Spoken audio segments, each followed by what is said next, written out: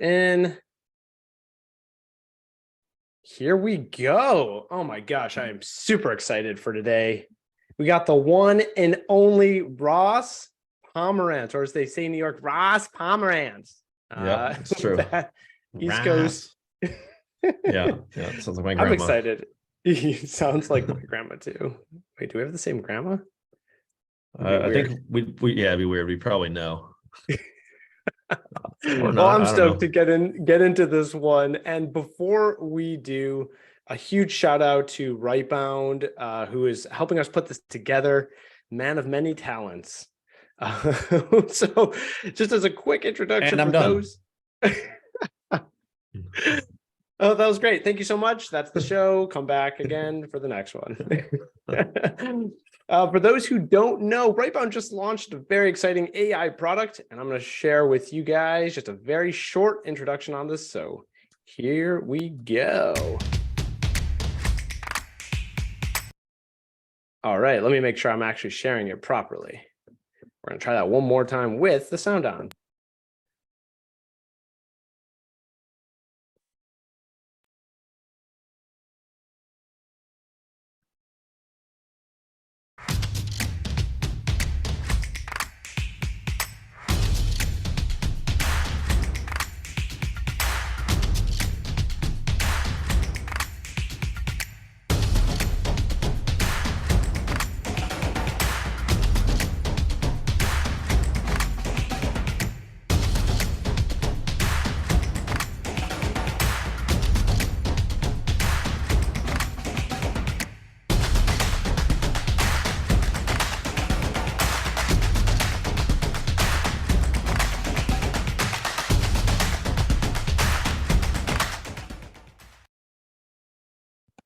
Wow, that music just gets me going.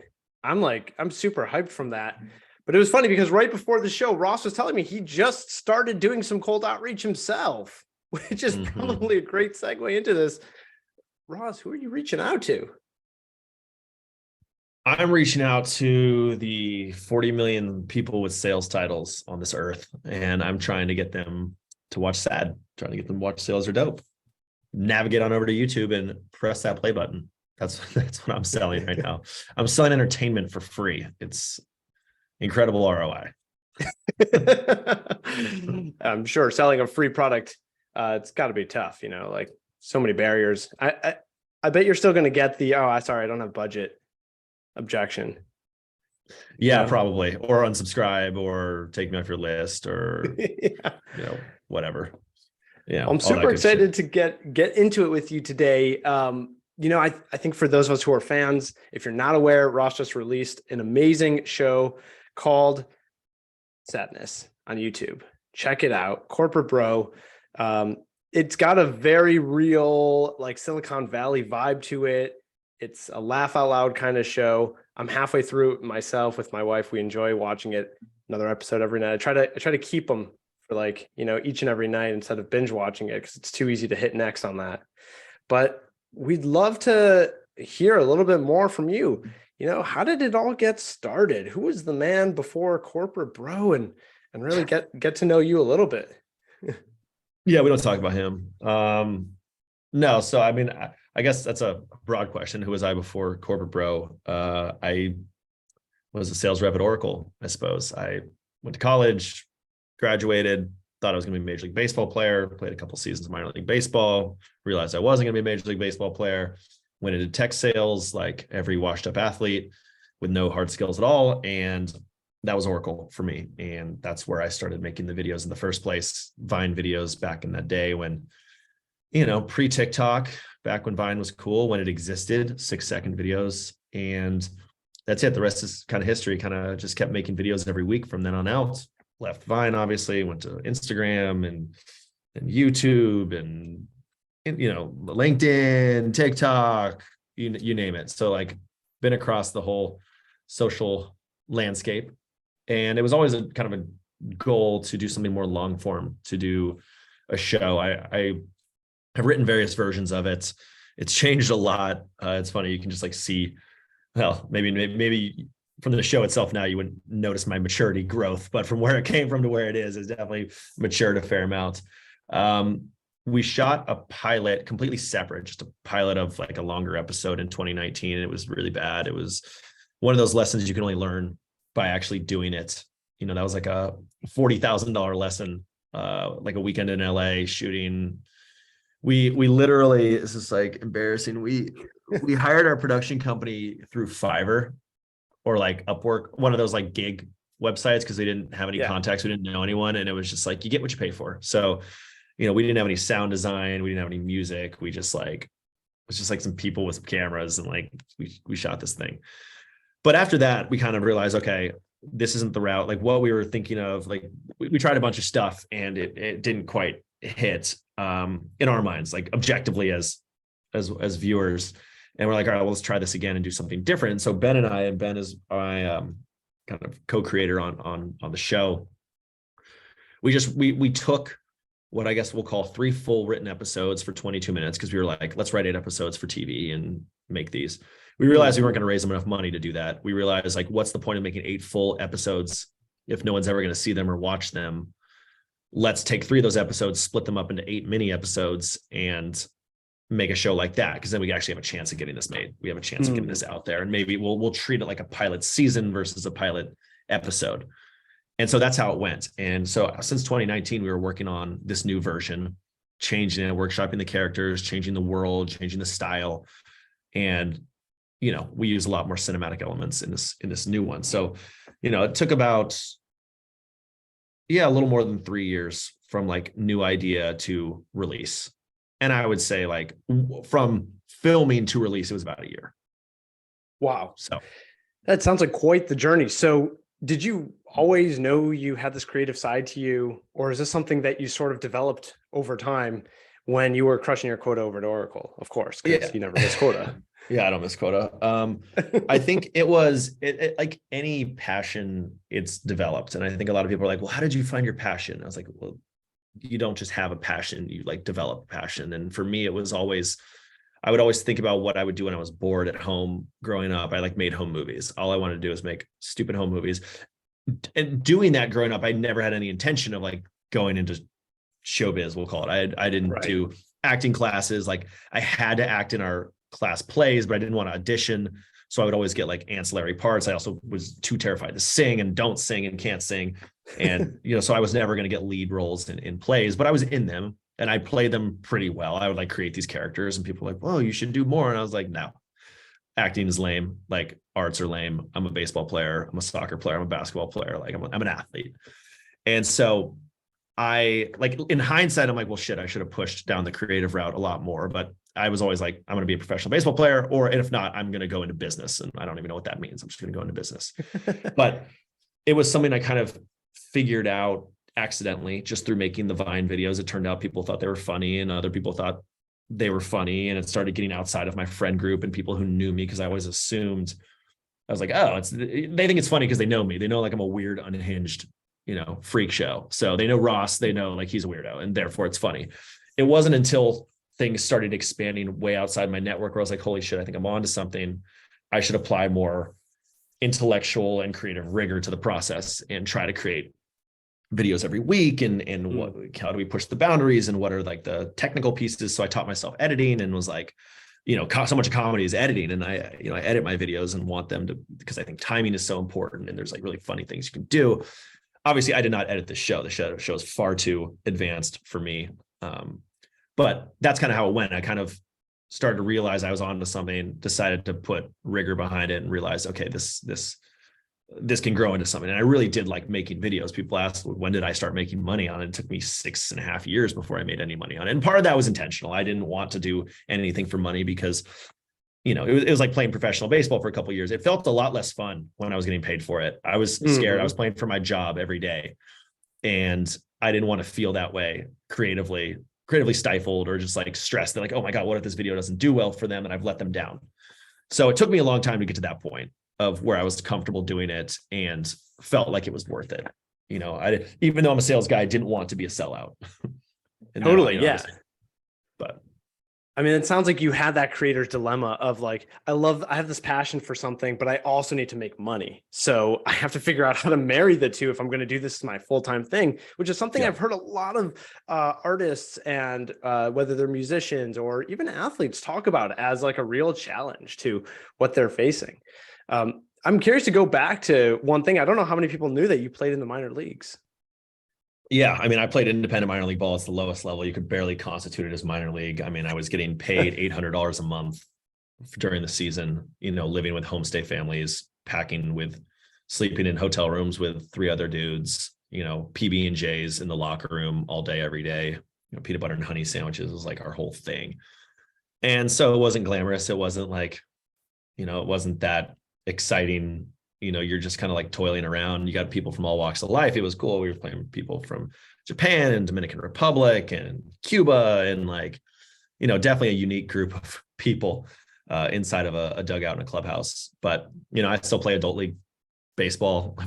Got my shoulder rebuilt a couple of years ago so I could keep playing. It's a long recovery. Got elbow surgery. I'm going to hang it up at some point soon, but it's kind of when I feel like I'm good enough at golf to like fully make that switch. That's when it'll happen. And now you've got golf as your prime sport. Golf is definitely my primary sport, but when baseball season comes around, it's hard to not play. I'm just getting beat by the 22-year-olds now, which is not as fun. Fresh out of college kids, fresh out of pro kids, like they just can't compete anymore.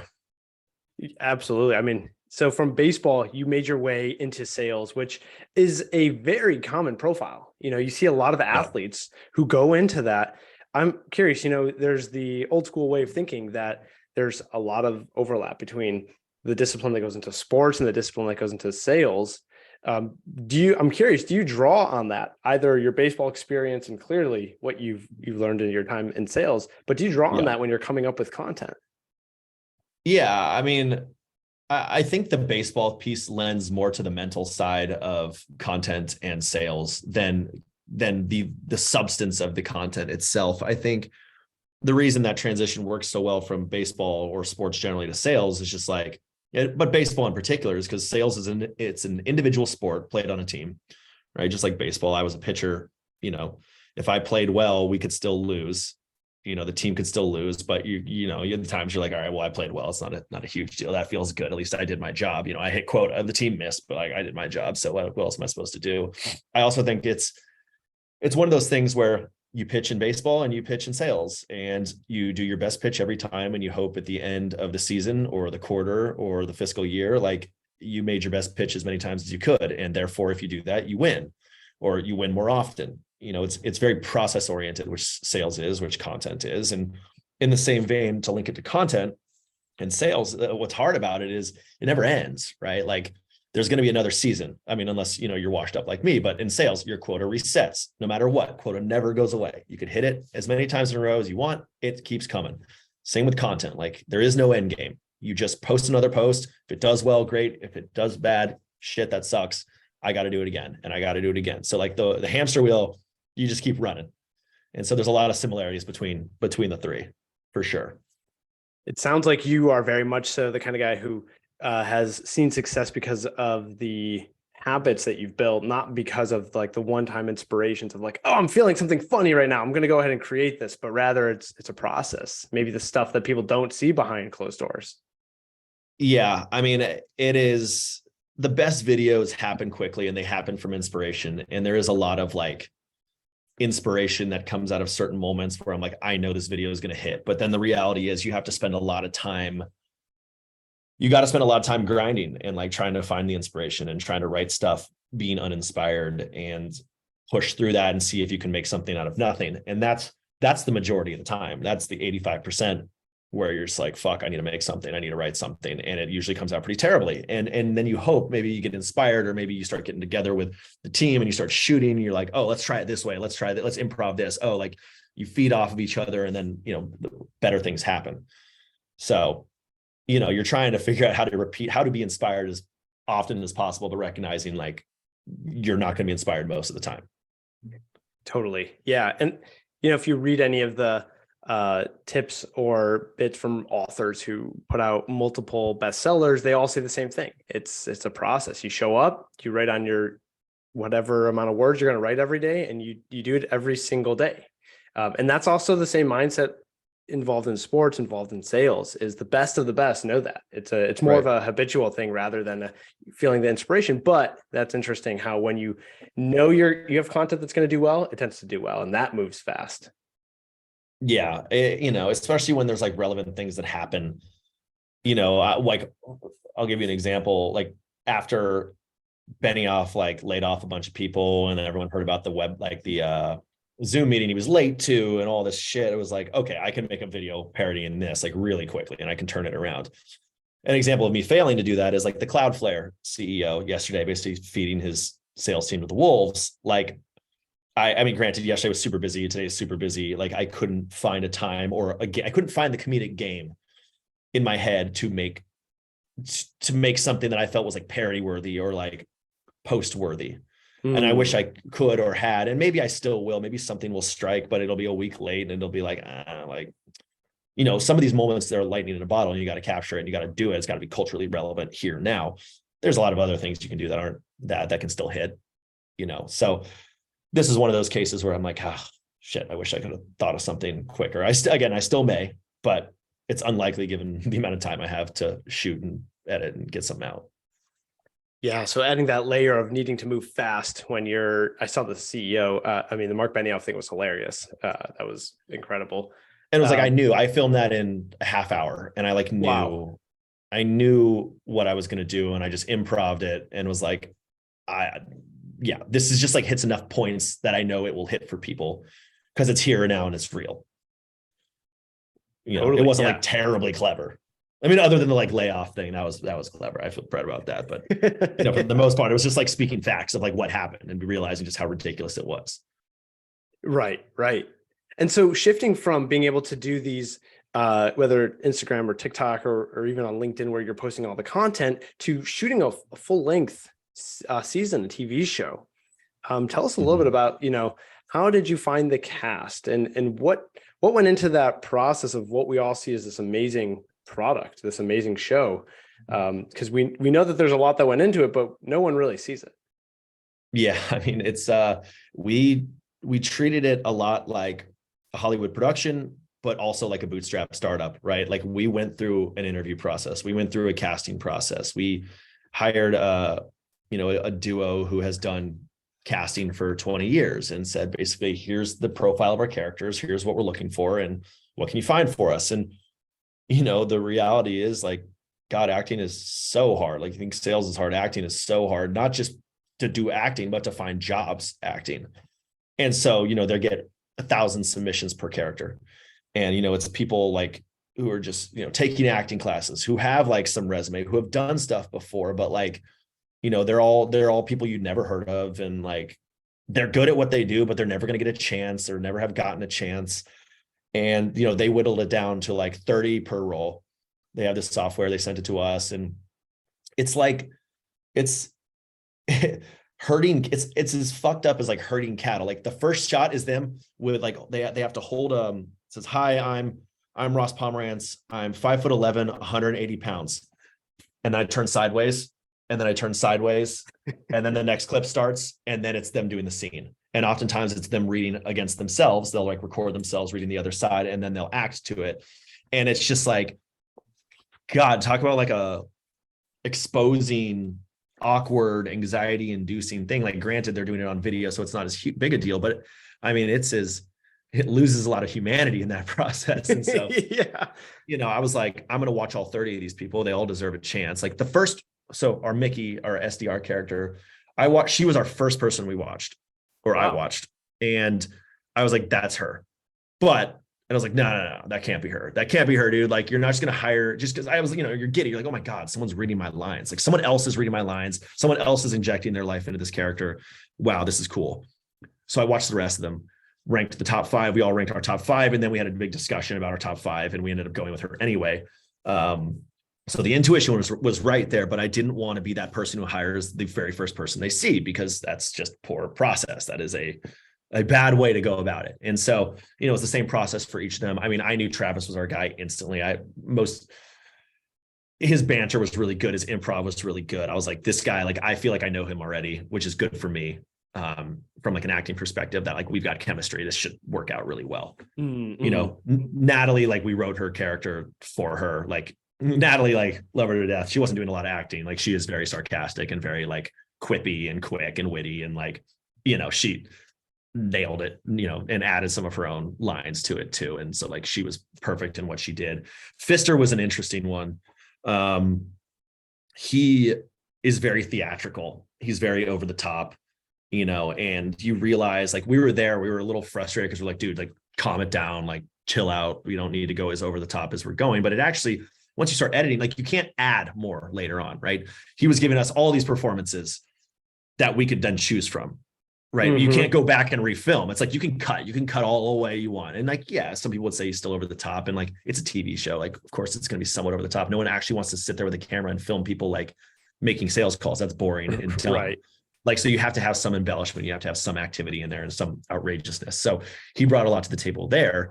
And he, you know, as far as I was concerned, he crushed it. Obviously he's over the top. And that's like a criticism we get. Fine. Like, would you rather watch your actual sales manager? No, you wouldn't have. Like, right. That's boring. And that's the whole point, you know?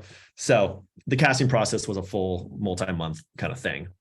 I definitely want to get into some of the critiques you've heard and then what's coming next. But we did have an interesting, spicy question here for you, which is people want to know when you're going public with your relationship with corporate Natalie. That never. It's not there, fam, unfortunately. You know, she's lovely. But you know, we're working it into season 2.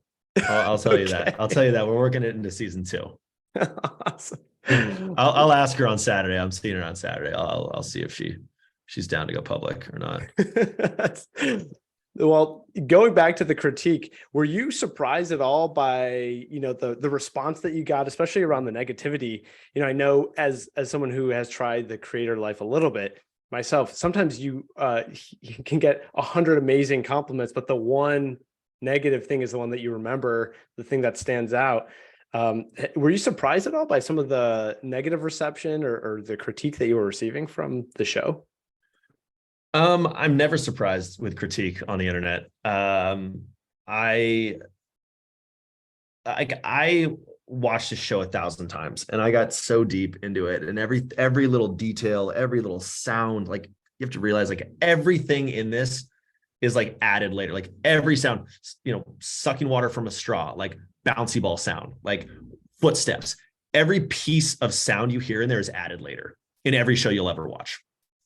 Like, so you'll actually start to hear, if you go listen to sound in other shows, Ted Lasso, whatever, you'll be like, oh, that didn't actually totally line up, or that sounded a little weird. It's going to ruin movies for you. So you're welcome.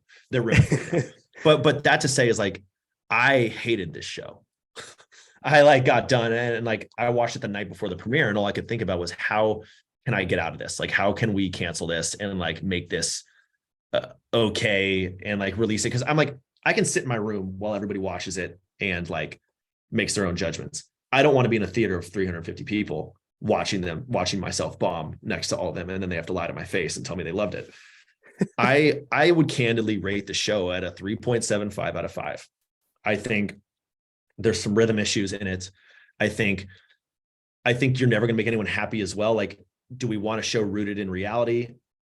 Yes, we made that choice, but also like there's elements that you have to suspend reality, right? Pfister makes an inspirational speech. Suddenly the team's not drunk anymore and they go crush it. Like, you have to kind of like buy in, like in any show as a viewer, you have to buy in. And I understand not everyone's going to buy in. I think it gets a little slow in kind of the middle 2 episodes, 3 episodes, like 4, 5, 6, I think is a little slower. But 7, 8, 9 or 6, 7, 8 crushes. Like, it's very different. You can tell that was supposed to be 1 episode that got lumped or cut into 3.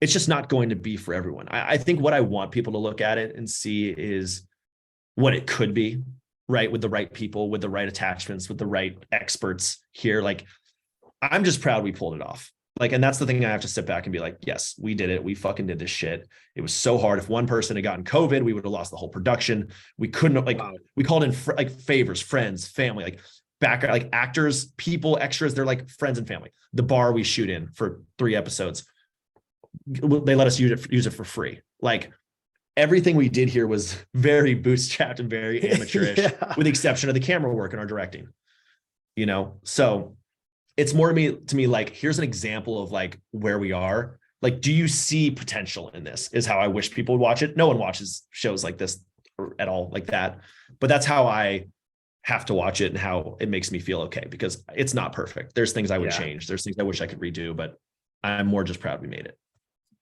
Well, it's a huge accomplishment, to say the least. But I think a lot of us are also curious about what's coming next. Are you thinking about a season 2 and 3 and 4, or are you going to move into another direction?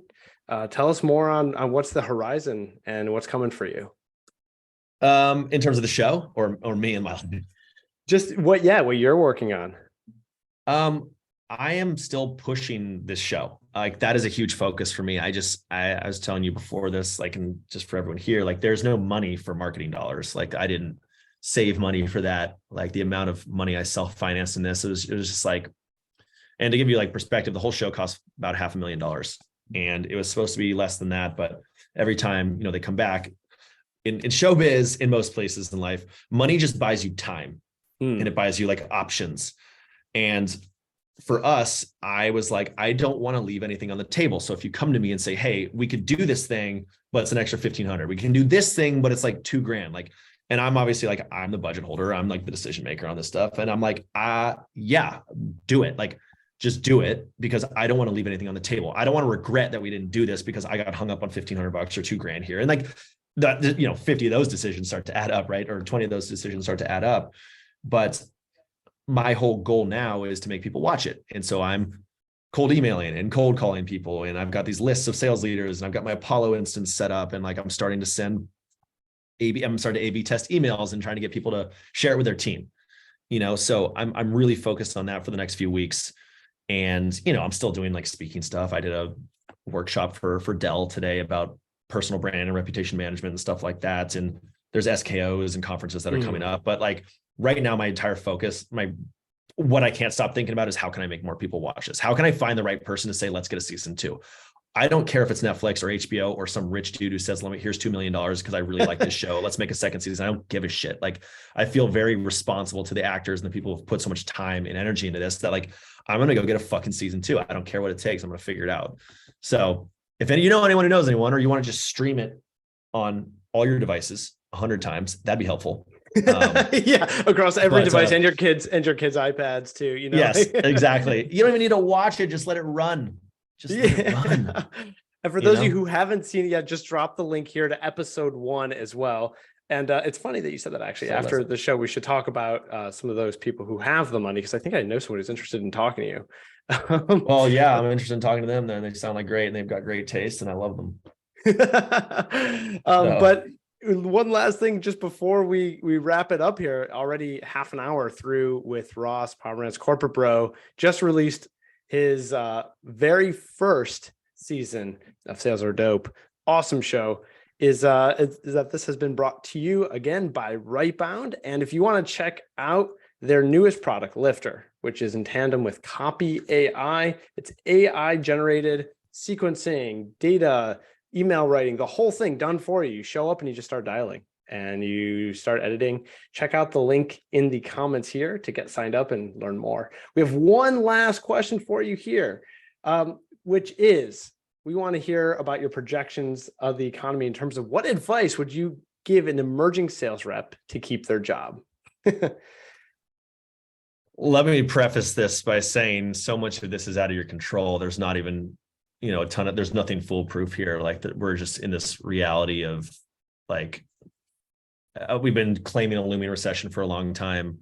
Unfortunately, in salespeople are viewed like firewood, which is a big problem in my opinion.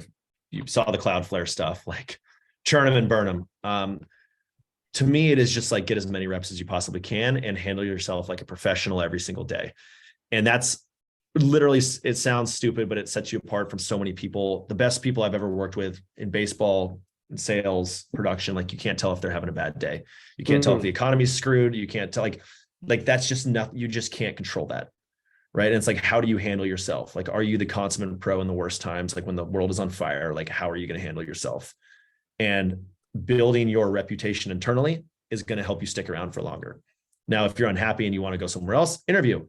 Like, always keep your ear to the streets. I used to take interviews all the time, even though when I was happy. I probably took 100 interviews while I was at Glassdoor, and I was there for like almost 4 years. Wow. I just wanted to know what else was going on. I wanted to hear, and stay sharp. And I think that's a really important piece. It's just like, ear to the streets, stay open to a lot of things. Like, things are shifting. We're in a world right now where it's very chaotic, and that's okay. And how are you going to handle yourself? Like, people get laid off right now all the time. It is now a badge of honor, or like it is like it is Or not an open unheard to of. work badge on your LinkedIn. Open to work badge. Yeah, exactly. Oh God. Open to work badge.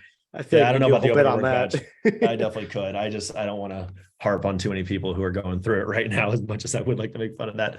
But I think that's what it is. Sometimes you're going to be in a situation where your product sucks and the economy sucks and everything's out of your control and there's nothing you can do about it. And it's understanding that is not a reflection on yourself. So separate your job, separate your numbers from your own personal self-worth. Like, it took me 4 years to figure that out. And I was a lot happier when I did that. I just got chills hearing you say that. That's incredible advice. And yeah, being the consummate pro, not letting anything going on around you take over your mindset and your attitude. Such great advice there. Yeah. Ross, I want to thank you so much for joining us today and doing this. A lot of fun. Very excited to check out, to finish the season. I'm halfway through, as well as it gets better. I promise. It's better. I promise. Now I'm even more excited about those last few episodes. And I'm very excited to keep following you and following along with what might be coming season 2, hopefully soon, because I know there's a lot of people who want more. Thanks, dude. I appreciate it. Thanks for having me. Of course. See you later, everyone. Take care. Been an honor. Bye, guys. Bye.